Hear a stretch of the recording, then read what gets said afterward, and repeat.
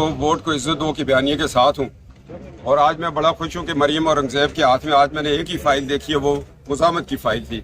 Maryam Aurangzeb well done कि मेरे एक पैगाम पे आपने अपना किबला दुरुस्त किया है। अब 22 करोड़ लोग वोट को इज्जत दो के बयानिए के साथ हैं, लोग अपने हकूक की जंग लड़ रहे हैं, हम सिविल सुप्रीमेसी की तरफ जा रहे हैं और इस नेब के इदारे को बंद होना चाहिए। इस नेब के इदारे ने नायल लोगों को भर्ती किया हुआ है और ये नेब का इदारा जो है, अभी ये देखें कैसे हमें इनकी बॉडी लैंग्वेज देखें जो जा रहे हैं, ये कोई तरीका है? ये थानेदार है, इनको क्या करना है?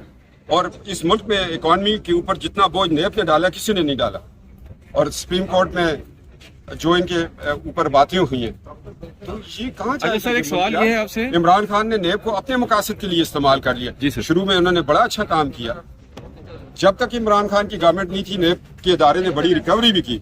जब से आया तो इमरान खान समझ रहे हैं कि वो मियाँ वाली से इनको साथ लेके आए, ऐसे नहीं है। ये 22 करोड़ का एग्रीमेंट के अंदर मैंने आइन की वफाक का हलफ लिया हुआ था।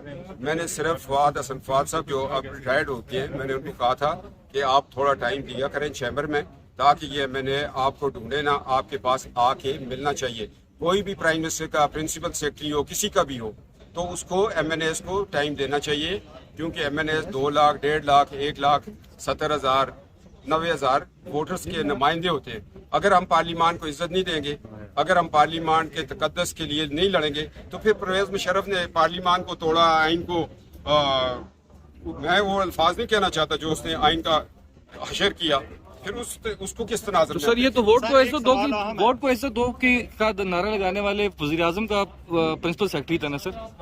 जी बिल्कुल प्रिंसिपल सेक्रेटरी था, मगर उसका ये मतलब नहीं था कि वो अपने अख्तियारात से, हदूद से बाहर निकल जाए। उस वक्त भी वोट को इज्जत दो की बात हो रही थी, आज भी हो रही है। और फवाद हसन फवाद का आप उसको क्यों कसूरवार यहाँ खड़ा करते हैं? हमने कहा था कि आप बैठे यहाँ टाइम दिया करें और बात खत्म हो गई। उन्होंने टाइम देना शुरू कर दिया, झगड़ा खत्म हो गया।